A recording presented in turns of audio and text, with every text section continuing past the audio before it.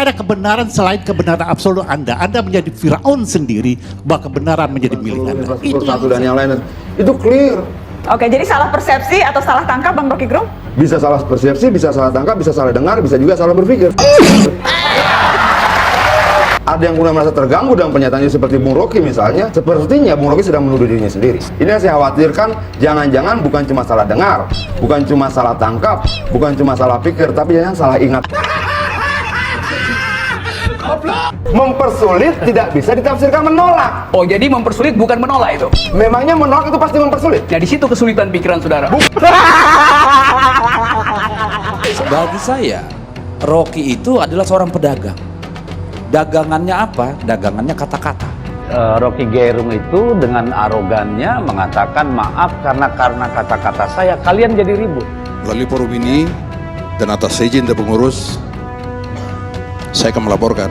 Saya nggak bicara kader, saya bicara dia Saya akan sebagai melaporkan presiden itu. bahwa Pak Gerung sudah menghina simbol negara.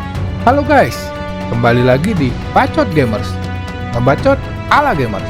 Kali ini kita akan membahas ketika politisi PDIP masih menjadi ternak Mulyono, sangat anti terhadap Rocky Gerung dan juga kritik, disebabkan para politisi PDIP begitu memuja seorang Joko Widodo. Bahkan para politisi PDIP sampai melaporkan Rocky Gerung ke pihak kepolisian karena selalu mengkritik kebijakan Joko Widodo.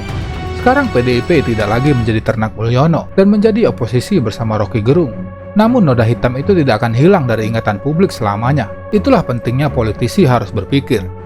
Langsung saja kita saksikan. Check it out. Satu PDIP.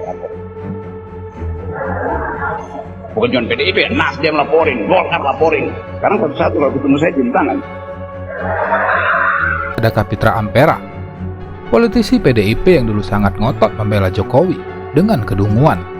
Kapitra bahkan menyebut Rocky Gerung seperti Firaun karena terus mengkritik Joko Widodo. Namun sepertinya Kapitra sekarang menyadari siapakah yang lebih pantas disebut sebagai Firaun, Rocky Gerung atau orang yang dibelanya. Tidak ada kebenaran selain kebenaran absolut Anda. Anda menjadi Firaun sendiri, bahwa kebenaran menjadi milik Anda. Itu yang ingin saya katakan. Tidak ada investasi di dunia ini. Jadi mengapa kalau saya mengucapkan yang disebut negatif dilaporkan, kalau yang positif justru dipuji gitu? Padahal dua-duanya statusnya adalah ucapan. Bisa anggap nggak, Kapitra dan teman-teman Anda? Gini, saya kan itu ajaib kan? Saya susah menangkap Karni, saya mau Ya karena itu jadi susah. Saya mau nangkap, nak bicara karena juga. Saya mau nak bicara. Tidak dibiasakan untuk berpikir sistematis dan konseptual gitu. Cukup dulu. Oke, Bang Karni, sambung nanti ya. saya mau balas dulu Bang Karni. Ya ini semua orang mau jawab Anda. Oke. Nanti saya jawab ulang. Bang Karni, karena dia banyak. Ya udah, tapi jangan panjang-panjang. Oke. Saya ingin katakan begini. Rocky tidak mengerti apa yang namanya universitas hak, sehingga dia lupa tentang kewajiban dia. Ketika orang bicara, menjadi kewajiban Anda mendengarnya. Ketika Anda lagi ini saya mulai dari awal yang Anda katakan, ya. Nah, Anda bicara kebebasan, tapi Anda sebenarnya sedang mengeksplorasi kedunguan Anda sendiri, karena dengan keliaran berpikir, dengan loncatan-loncatannya justru tidak sistematis. Anda ingin memaksakan orang masuk ke dalam pikiran Anda, dan orang ingin menjadi Anda. Itu yang tidak bebas sebenarnya. Itu yang menamai memonopoli kebenaran. Sementara ketika Anda punya hak, maka kita punya kewajiban menghargai pendapat Anda. Anda tidak dapat menghargai pendapat orang. Itulah Anda tidak mengenal universitas kebenaran. Ketika Anda kehilangan kebenaran, maka di depan mata Anda ini semua orang salah. Tidak ada kebenaran selain kebenaran absolut Anda. Anda menjadi Firaun sendiri, bahwa kebenaran menjadi milik Anda. Itu yang ingin saya katakan. Tidak ada investasi di dunia ini. Jadi kalau siapa tadi yang ngomong itu tidak absolut, kebebasan itu absolut. Kalau Anda bilang tidak absolut, Anda menurunkan diri Anda jadi benda gitu, bukan jadi monyet. Monyet masih punya kebebasan, jadi batu itu, karena menggeletak begitu aja tuh. Jadi status ontologi itu yang mesti dipahami. Kalau mau berdebat, mesti kuat konsepnya gitu. Satu tuh, apa lagi ya? Coba ingatin satu-satu. Sekarang udah dapat ya poin? Udah hilang? Udah, kalau udah oke, udah. Saya cuma Referensinya mau udah ngajak, ya. saya ngerti. Biar saya jawab nih. Belum. Nanti salah lagi Dia- jawabnya, saya terangin lagi nanti itu. Dia masih Nah, saya ingin membandingkan mana Oke, pemerintah yang dungu atau Rocky yang dungu. Coba, Enggak, coba, enggak, saya tunggu dengar dulu. dulu. Saya dia break. masih punya poin lain. Nanti ada harus jawab lagi. Ada Adian Apitupulu, politisi PDIP yang dulu begitu memuja Joko Widodo. Bahkan dalam perdebatan dengan Rocky Gerung, Adian mengatakan Rocky Gerung salah berpikir. Namun yang terjadi sekarang, sepertinya Adianlah yang salah berpikir ketika sangat ngotot membela seorang Joko Widodo. Tidak boleh lagi ada pungli. Harus memperhatikan ibu hamil, harus memperhatikan anak-anak, harus memperhatikan anak muda, memberikan kesempatan, membangun sumber daya, menyatukan seluruh infrastruktur satu dan yang lain. Itu clear. Oke, jadi salah persepsi atau salah tangkap Bang Rocky Gerung? Bisa salah persepsi, bisa salah tangkap, bisa salah dengar, bisa juga salah berpikir.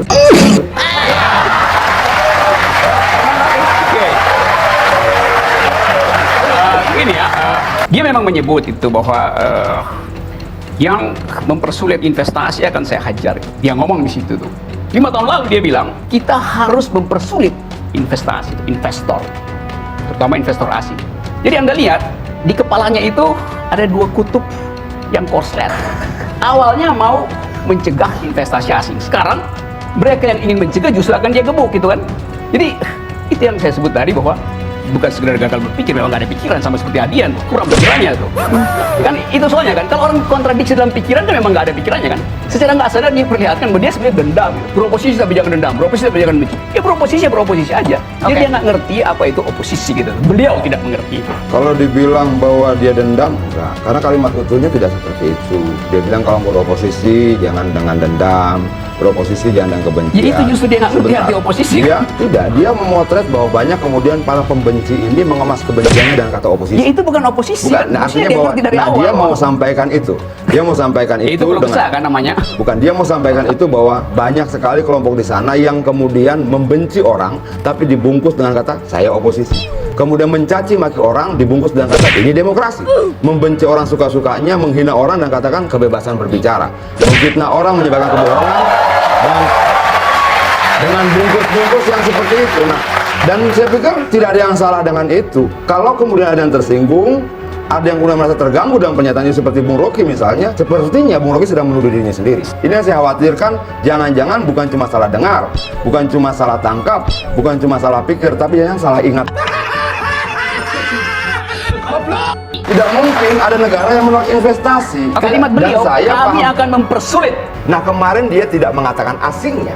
Dia cuma katakan investasi jangan dipersulit. Ini 2 hal yang berbeda. Jadi asing tidak dipersulit? Bukan, ini 2 hal yang berbeda. Sebentar loh. Ini 2 hal yang berbeda. Bahwa investasi bisa dari dalam dan bisa dari luar. Dan saya pikir, coba kita baca berita 2014 itu dengan Jadi yang lengkap tidak seperti dipersulit apa. yang dari luar apa yang dari dalam? Oke. Yang jelas bahwa dia tidak pernah menolak investasi asing sekalipun. Dia tidak menolak loh. 2014 menolak apa tidak? Mempersulit tidak bisa ditafsirkan menolak. Oh, jadi mempersulit bukan menolak itu. Memangnya menolak itu pasti mempersulit? Nah, di situ kesulitan pikiran saudara.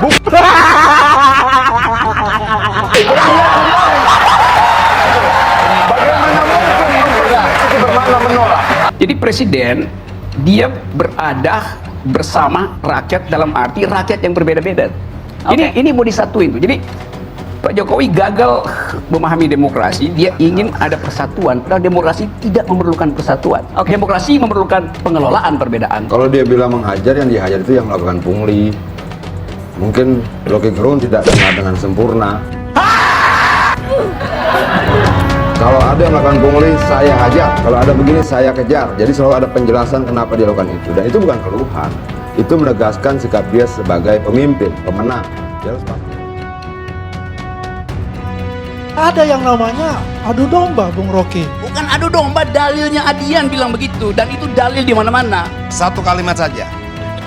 Tidak mungkin seorang hamba mengabdi pada 2 tuan. Bos, Dia akan lebih mencintai yang satu daripada yang lain. kita Sudah ini itu bukan hukumnya. menghamba. Makanya pertanyaan Bung Rocky tadi, lu ke Jokowi apa ke Prabowo? Karena lu punya 2 tuan. Nah, orang yang selalu tampak punya 2 tuan itu punya potensi lebih besar daripada yang 1 tuan untuk menciptakan adu domba. Kira-kira gitu Bung Rocky ya? Selanjutnya ada Deddy Sitorus, politisi PDIP, si paling ngegas kepada Rocky Gerung sewaktu Deddy Sitorus masih menjadi ternak Mulyono. Bahkan anggota DPR ini mendukung ketika Rocky Gerung dilaporkan ke polisi saat mengkritik tajam kebijakan Joko Widodo. Namun sekarang yang terjadi, Deddy Sitorus berada di satu jalur dengan Rocky Gerung, di jalan oposisi terhadap Mulyono. Tapi saya mau mengupas soal ini, supaya kita mengupas soal Rocky ini, bukan Rocky Gerung ya, Rocky Gerung. Once and for all. Pertama siapa dia? Kan kita harus tahu dulu ini barang. Bagi saya, Rocky itu adalah seorang pedagang. Dagangannya apa? Dagangannya kata-kata. Ya. Untuk berhasil menjadi seorang pedagang kata-kata, dia menggunakan atribut-atribut tertentu sebagai akademisi, sebagai ahli filsafat. Faktanya, dia sama sekali bukan seorang akademisi.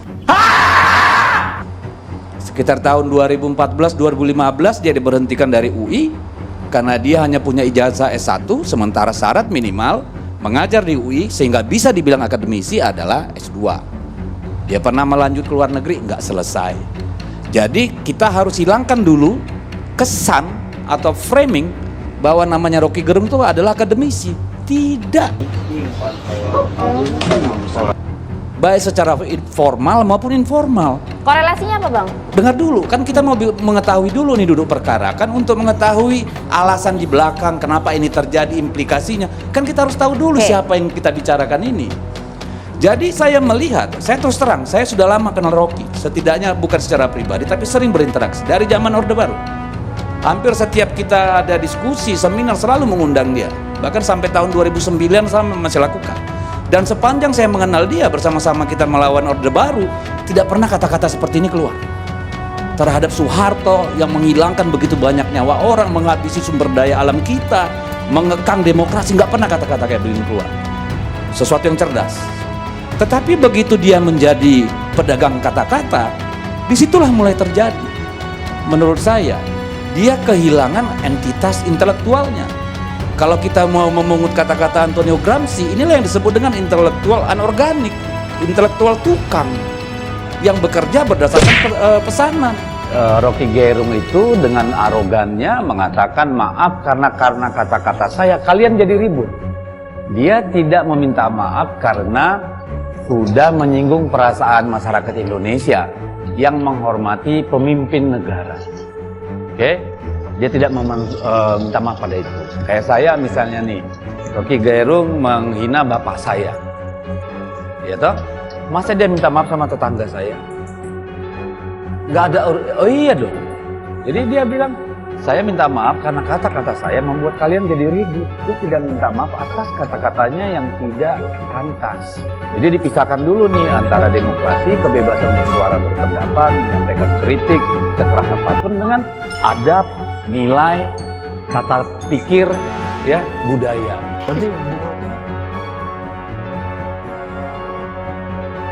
Berarti Bung Rocky ini mirip sama Pak Jokowi juga kalau begitu.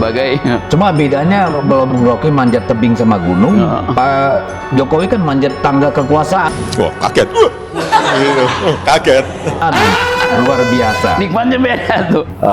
Saya Deddy Sitorus, si paling ngegas katanya.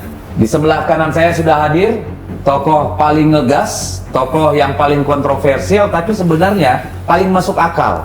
Cuma kadang masuk akalnya itu disadari terlambat sama rakyat Indonesia, sehingga banyak kontroversi, suka nggak suka, love and hate. Tapi kita harus mengatakan bahwa pujian terbaik itu adalah kritik yang paling tajam. Dan untuk itu saya kira tamu kita Bung Rocky Gerung sangat konsisten. Tepuk tangan dulu. Selanjutnya ada Junimat Girsang, politisi PDIP yang begitu memuja Mulyono sewaktu masih menjadi bagian dari ternak Mulyono. Bahkan politisi PDIP ini melaporkan Rocky Gerung kepada pihak kepolisian karena mengatakan presiden tidak paham Pancasila, yang dianggap oleh Junimat Girsang telah menghina Presiden Joko Widodo. Itulah pentingnya seorang politisi itu berpikir, bukan hanya manggut-manggut kepada pujaannya. Tuduhan yang sangat serius menurut saya. Terima kasih. Iya, saya serius menuduh itu dan saya nggak akan klarifikasi. Pak Karni, makasih Pak Gerung. Karena Pak Presiden adalah kader dari PD Perjuangan. Melalui forum ini dan atas izin dari pengurus, saya akan melaporkan. Saya nggak bicara kader, saya bicara Saya dia akan sebagai melaporkan presiden itu. bahwa Pak Gerung sudah menghina simbol negara. Pada malam hari, makasih. Baik, sekarang Profesor Irman Putrasi. Kapan presiden jadi simbol negara tuh? Presiden tuh dipilih dan bisa Udah, kalau kita mau dibatalkan. diskusi nanti, kalau mau kita mau Enggak, saya nggak akan diskusi. kalau nggak mau diskusi udah diem. Iya, iya juga nggak ada poin. Ya, udah Ngapain cukup. dia Ya, komentar? dua-dua cukup. Kalau saya bilang Jokowi tidak paham Pancasila, itu pendapat saya. Pertama, Jokowi paham Pancasila, pendapat saya. Kedua, dua-duanya statusnya pendapat, nggak ada beban emosi di situ, nggak ada beban etis. Jadi nanti kalau pakai versi Pak Yunimar, kebebasan berpendapat adalah kebebasan untuk memuji presiden. Kalau mengkritik bukan kebebasan berpendapat. Dua-duanya statusnya Saya kira pendapat. begini ya, Bung Rocky, saya kira begini ya. Kalau disebut kebebasan berekspresi, bukan berarti kita melakukan fitnah dalam tanda petik. Itu Mengkritik karena itu boleh-boleh kan- saja. itu Tapi tanda petik, bukan- kalau Bung Rocky mengatakan Pak Jokowi dan Tidak Presiden tidak paham Pancasila, saya kira ini terlalu naif bagi Oke, kalau anak saya bangsa bilang Pak ini. Jokowi paham Pancasila, Bagaimana baik mungkin seorang Pak Jokowi, presiden kita ini tidak paham Pancasila, sementara dari sikap perilaku dia itu menunjukkan nilai-nilai Pancasila, Bukan Pak. soal perilaku, Jadi pengertian soal dia apa? tentang Pancasila. Pak mau pengertian atau perilaku, Pak? Saya begini, saya hormati pendapat Pak Ya kan? Junimar. Kita mau pengertian itu apa? Benar, Kan begitu. Gini ya, saya terangin pelan-pelan ya. Kita jangan berhayal, Oke. Pak. Saya tidak berhayal. Saya kasih tahu poin saya ya. Kita lihat realita, jangan Junimar hayalan terus. punya pendapat Jokowi paham Pancasila. Pendapat Junimar menghina saya. Karena bagi saya dia tidak paham. Kan dua-duanya pendapat kan. Anda mesti buktikan bahwa Pak Jokowi paham Pancasila. Saya bisa buktikan bahwa Pak Jokowi tidak paham Pancasila. Dua-duanya pendapat statusnya. Cerdas. Jadi jangan kasih emosi di situ. Itu cuma Nah, bukan pendapat. emosi, Pak. Bukan emosi. Sekarang begini, Pak. Pak Rocky mengatakan Pak Jokowi tidak paham. Oke, Saya saya mau buktikan. tanya, di mana ketidakpahaman beliau? Ya, oke, saya mau terangkan sekarang. Mau? Silakan, Oke. Pak. Silakan, Pak. Saya terangkan. Silakan, Pak. Sedikit saja, Bang Oke. Rocky, waktu untuk menerangkan. Jokowi akhirnya pidato mengatakan bahwa kami beri BPJS itu gratis pada sekian banyak orang itu. Loh, itu bukan demokrasi, itu bukan Pancasila, itu memang kewajiban presiden. Nah, itu perintah undang-undang. Jadi, ini dulu ya.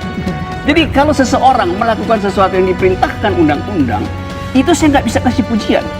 Karena itu memang tugas dia. Kalau dia katakan, oke, saya batalkan kenaikan BPJS, itu saya kasih pujian. Karena dia melakukan sesuatu beyond the call of duty. Yang melampaui, sebetulnya dia bisa naikin tapi dia nggak naikin. Jadi dia pro pada justice. Waktu dia naikkan, dia tidak pro pada justice. Bahkan saya bilang pada waktu itu, Jokowi sebagai presiden adalah bajingan tolol. Satu, PDIP marahin saya, dilaporin ke polisi. Saya kasih kuliah di Jogja, saya dilemparin botol di kepala saya tuh. Saya bilang, kenapa kalian marah? Jadi saya mau pisahkan antara mental seorang yang mampu untuk memisahkan pengetahuan dia tentang kebijakan dan penghormatan dia pada persona. Itu dasarnya tuh. Jadi sekali lagi, saya tetap akan kasih kritik. Apapun itu hak saya. Yang terakhir, ada Henry Yosodiningrat, politisi PDIP yang dulu sangat marah dan kesal kepada Rocky Gerung ketika mengkritik Joko Widodo. Bahkan politisi PDIP ini menyebut Rocky Gerung hanya ingin cari panggung dan mencari jabatan. Namun sekarang Henry Yosodiningrat tahu siapa orang yang mengkritik Jokowi hanya untuk panggung dan jabatan. Pak, apa jawabannya kira-kira? Kalau itu gak usah Jokowi jawab, saya aja bisa jawab. Ya? Sesuai dengan putusan dari Dewan Justru Pak Kehormatan, Jokowi tetap nggak dia mampu jawab. dipecat Saya bayangkan karena dia nggak pelanggar mampu HAM. jawab. Saya aja jawab itu. Karena itu coba. Sudah dijawab. Anda ini mengajukan pertanyaan. Kalau semestinya panelis mengajukan pertanyaan kepada Jokowi, pertanyaan seperti yang Anda kemukakan tadi. Saudara. Saya katakan, kalau itu saya aja yang jawab, nggak usah Jokowi. Ya udah, jawab Jawabannya aja. yes, terlibat sesuai dengan putusan dari Dewan Kehormatan Nah, Perwira. itu yang Sudah saya itu. tunggu. Ya udah. Ya Jadi- sudah, apalagi. Oke. Saya teruskan ya. Dan sebelumnya saya nggak kenal orang ini. Saya baru tahu sejak ditampilkan di ELC. Dan selalu saya cari panggung. Selalu mencerca pemerintah. Itu aja yang saya lihat. Jadi malas sebetulnya saya untuk debat. Apalagi diskusi dengan orang macam ini. SBY diganti oleh Jokowi.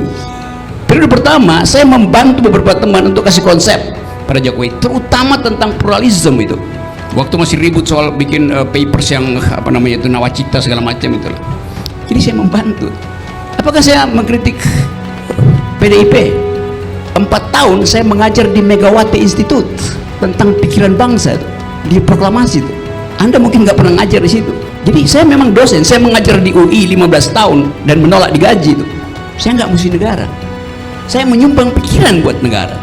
Oke guys, itulah para politisi PDIP sewaktu jadi ternak Mulyono.